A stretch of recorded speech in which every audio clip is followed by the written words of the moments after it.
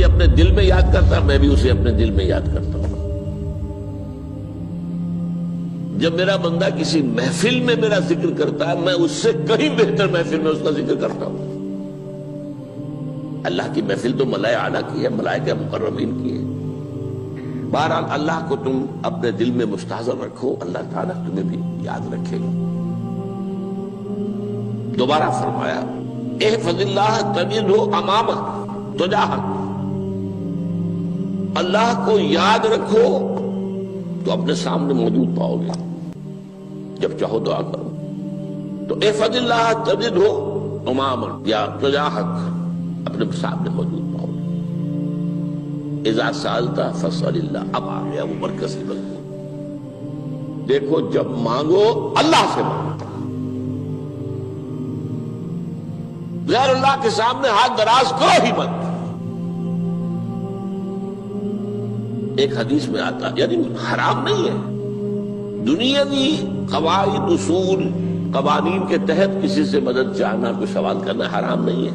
آپ سوال کریں، مدد لیں، اسی پر دنیا قائم ہے، ایک دوسرے کے ساتھ تعاون کے ساتھ۔ لیکن اونچا مقام کیا ہے؟ کسی سے سوال مت کرو سوائے اللہ، یہاں تک کہ جوتے باندھنے کا تسمہ تمہیں درکار ہے تو بھی کسی سے مت مانگو، اللہ سے مانگو۔ کیا پتہ اللہ کس کے دل میں ڈال دے اور وہ آ کے تمہیں تسمہ پیش کر دے۔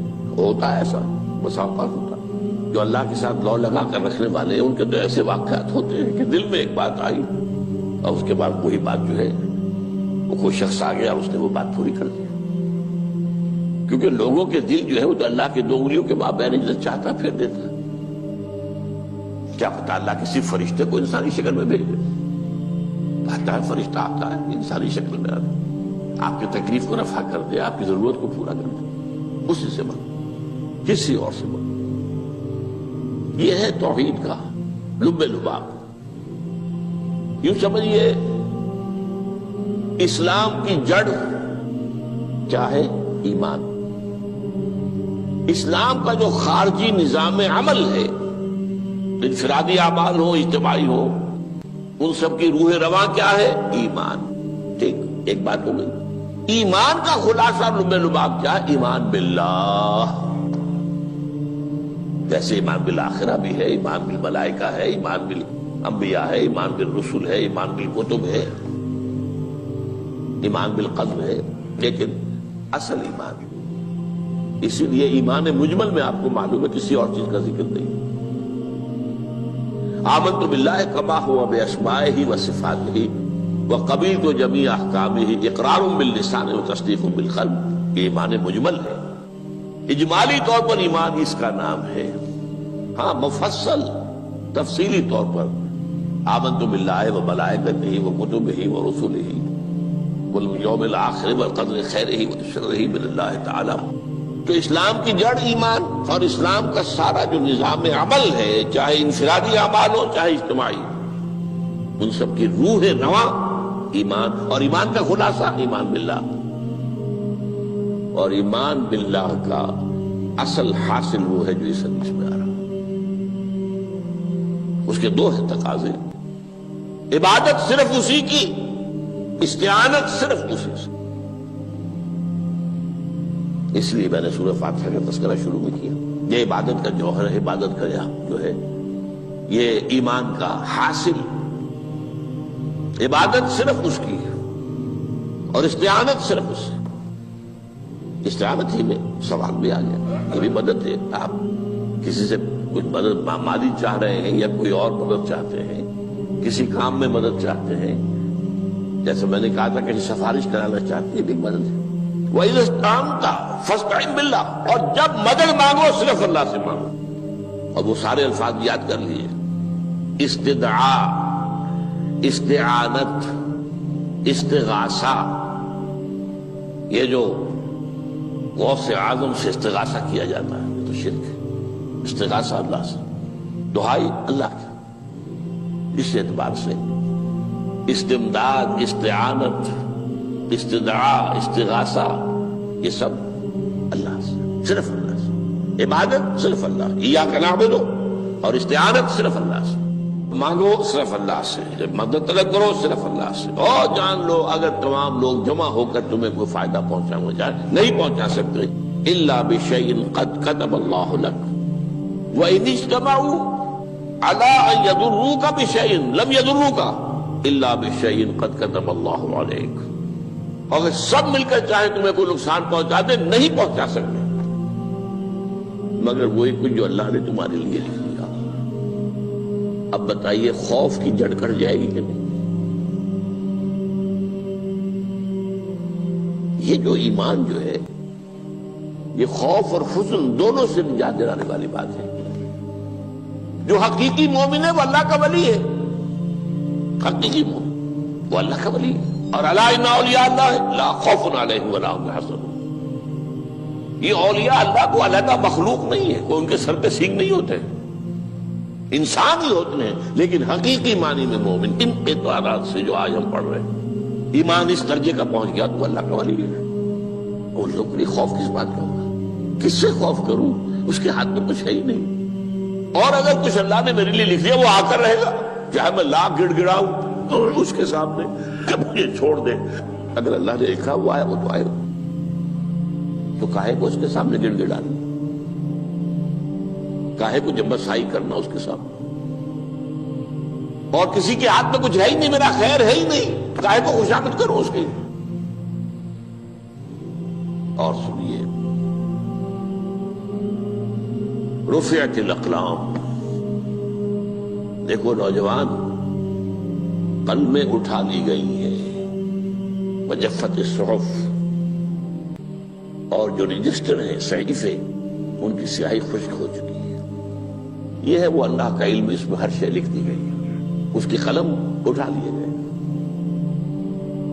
جیسے آپ کو معلوم ہے امتحان ہوتا تھا، 3 گھنٹے ختم ہو گئے، اسٹاپ رائٹنگ، بس اب قلم رک جانا چاہیے۔ وہ قلم تو تقدیر کا کاتب جو ہے وہ قلم اس کا اب اٹھا لیا گیا، اور جو صحیفے جن پر کہ لکھا گیا وہ خشک ہو گئے۔ یہ تو روایت ہے جو امام ترمذی نے جس کو روایت کیا، یہ متن ان کا ہے جو ہم نے پڑھا ابھی، اور ان کا قول یہ ہے کہ یہ حدیث حسن صحیح ہے، لیکن یہی روایت اور انہی راوی سے عبداللہ ابن عباس سے رضی اللہ تعالیٰ عنہما اور بھی محدثین نے کی ہے، تو اس میں سے ایک اور متن جو ہے وہ یہاں پر امام نووی نے دے دیا ہے۔ احفظ اللہ تجدہ امامک، یہ تو پہلا وہ ٹکڑا تھا، وقت تو جاہک تھا، یہاں امامک ہے، امام مطلب ایک ہی ہے، اپنے سامنے پاؤ گے۔ اللہ کی حفاظت کرو، اللہ کو دل میں، اللہ کی یاد کو محفوظ رکھو، گویا کہ اللہ کو مستحضر رکھو۔ ذکر اللہ کے معنی کیا ہے؟ استحضار اللہ فی القلب، یہ ذکر اللہ ہے۔ جنہیں ہم ذکر سمجھ بیٹھے ہیں وہ ذکر کے ذریعے ہے۔ اقیم الصلاۃ لذکری، نماز قائم کرو میری یاد کے لیے، نماز ذریعہ ہے یاد کا۔ یہ علیحدہ بات ہے کہ آپ نے 17 رکعتیں بھی پڑھ لی ہو عشاء کی اور یاد آپ کو آئی ہی نہیں کوئی، آپ تو ایک میکینیکل انداز میں جو ہے وہ اٹھک بیٹھک کر رہے ہیں اور آپ کی زبان سے کچھ بھی نکل رہا ہے، تو اس کا آپ کے شعور سے، دل کی گہرائی سے کوئی رابطہ ہے ہی نہیں، وہ ذکر تو نہیں ہوا۔ ہاں نماز فرض تھی وہ ادا ہو گئی، آپ کی فرض ادا ہو گئی۔ تو جنہیں ہم نے ذکر سمجھا وہ ذرائع ذکر ہے، اللہ اللہ، سبحان اللہ سبحان اللہ زبان سے، یہ تاکہ اس کے نتیجے میں وہ ذکر حاصل ہو جائے۔ استحضار اللہ فی القلب، ذکر کے معنی ہے استحضار اللہ فی القلب۔ تعرف الی اللہ فی الرخاء، اور دیکھو کشادگی کے وقت میں تم اللہ کو یاد رکھو، اللہ کی طرف رجوع کیے رہو، بھول نہ جاؤ۔ وہ نہ ہو جو کبھی کہا تھا، بہادر شاہ ظفر کے اشعار میں سے بہت زور کا شعر ہے، ظفر آدمی اس کو نہ جانیے چاہے کتنا ہی ہو فام و زکا، جسے عیش میں یاد خدا نہ رہی، جسے تیش میں خوف خدا نہ رہا۔ وہ ہے کشادگی کی حالت میں، جبکہ تمہارے لیے کشادگی ہے، اللہ کی طرف رجوع کیے رکھو۔ یعرف کا فی الشدہ، تو اللہ اپنی توجہ تم پر رکھے گا شدت کے وقت میں، جب تمہیں کوئی تکلیف ہے اس تکلیف کو تم پر آسان کر دے گا۔ تکلیف تو آنی ہے، جو لکھی ہوئی ہے وہ تو آئے گی،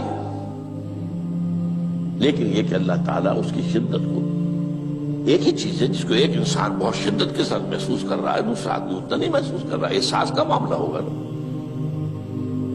وہ تو اصل میں اگر انسان کی نرز کٹی ہوئی ہے تو احساس ہوگا ہی نہیں، سر سے نہیں ہوگا۔ تو اس اعتبار سے اللہ تعالیٰ تمہارے لیے اس شدت کی کمی کر دے گا۔ وَاعْلَمْ أَنَّمَا أَخْطَأَكَ لَمْ يَكُنْ لِيُصِيبَكَ، اور جان لو جو چیز تم سے چھوٹ گئی ہے، رہ گئی ہے، وہ ہرگز تمہیں ملنے والی نہیں تھی۔ اب آپ نے کسی ملازمت کے لیے درخواست دی ہے، درخواستیں مانگی گئی ہیں، اپنی سی محنت کر لی، نہیں ملی ملازمت، اب آپ بیٹھے ہوئے افسوس میں، رنج میں، غم میں، فلاں نے یہ کر دیا، فلاں نے یہ کر دیا، وہ فلاں جو ہے بڑی تکڑی سفارش لے آیا تھا، فلاں نے رشوت دے دی۔ چھوڑو میاں اس کو، وہ تمہارے لیے نہیں تھی۔ کاہے کو اپنے ذہن کے اندر یہ کھچڑی پکا رہے ہو بیٹھے ہوئے؟ خواہ آپ شاید سوء ظن میں بھی مبتلا ہو رہے ہو، کسی نے نہ رشوت دی اور آپ سمجھتے ہو کہ رشوت دی ہے اس نے۔ یہ ساری چیزیں جو ساری سیئات، ان کی جڑ کٹ جائے گی۔ وَاعْلَمْ أَنَّمَا أَخْطَأَكَ لَمْ يَكُنْ لِيُصِيبَكَ وَمَا أَصَابَكَ، جو چیز تم پر آ گئی، لَمْ يَكُنْ لِيُخْطِئَكَ، ہو ہی نہیں سکتا تھا کہ وہ تم پر نہ آ۔ یہ کر لیتا تو ہو جاتا، شاید یہ کر لیتا، میں نے ٹیکا پہلے لگوا دیا ہوتا تو یہ بات نہ ہوتی۔ بھائی وہ جو ہونا تھا وہ ہونا تھا۔ اب یہ وہ چیز ہے جس سے انسان میں کیفیت پیدا ہوتی، تسلیم و رضا۔ ہم بھی تسلیم کی خو ڈالیں گے، بے نیازی تیری عادت ہی صحیح، اے اللہ جو تو نے چاہا مجھے قبول ہے۔ اسی لیے میں نے آپ کو آیتیں سنائی سورۃ تغابن کی، ما اصاب من مصیبت الا باذن اللہ، کوئی مصیبت نہیں آتی مگر اللہ کے اذن سے۔ وَمَن یؤمن باللہ یہد قلبہ، جو اللہ پر ایمان رکھتا ہو اللہ اس کے دل کو ہدایت دے دیتا ہے۔ ہدایت کس بات کی؟ تسلیم و رضا۔ سر دوستاں سلامت کہ تو خنجر آزمائی، نہ شبد نصیب دشمن کے شبد ہلاکت دیغت۔ اے اللہ تیری طرف سے ہے، مجھے قبول ہے، اور بظاہر مجھے تکلیف ہو رہی ہے لیکن یقیناً اس میں میرا کوئی خیر ہے۔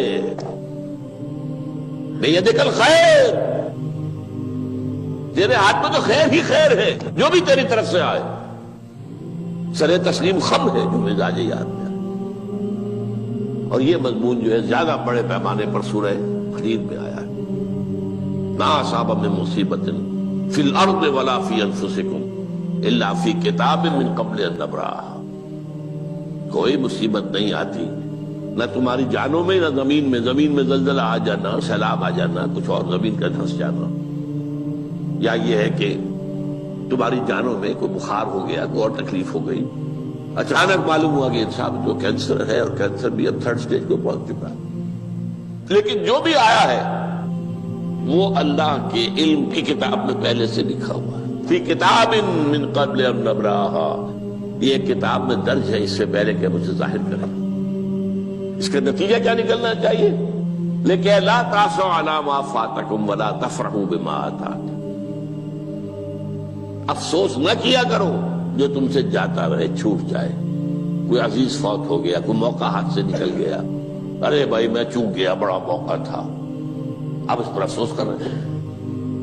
نہیں، جو چیز لیکن لا تأسوا علی ما فاتک ولا تفرحوا بما آتاک، جو اللہ تمہیں دے دے اس پر اتراؤ مت۔ وما اصابک لم یکن لیخطئک واعلم ان النصر مع الصبر، اور جان لو اللہ کی مدد صبر کے ساتھ آتی ہے، جو آئے اس کی طرف سے جھیلو، زبان پر کلمہ شکوہ اور شکایت نہ آئے،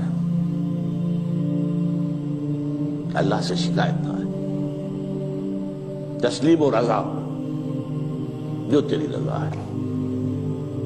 تیری صحت ہمیں منظور ہے لیکن اس کو، مولانا محمد علی جوہر ایک مرتبہ جیل میں گئے، ایک بیٹی بیمار ہوئی، فوت ہو گئی، اس کے بعد دوسری مرتبہ پھر جیل میں گئے، دوسری بیٹی کو وہی بیماری ہوئی،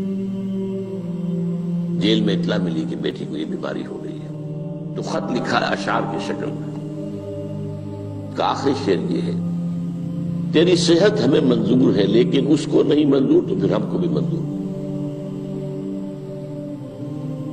ہم تو چاہتے ہیں میں بیٹی کے تجھے شفا ہو جائے، اسے منظور نہیں تو پھر ہمیں بھی بتا۔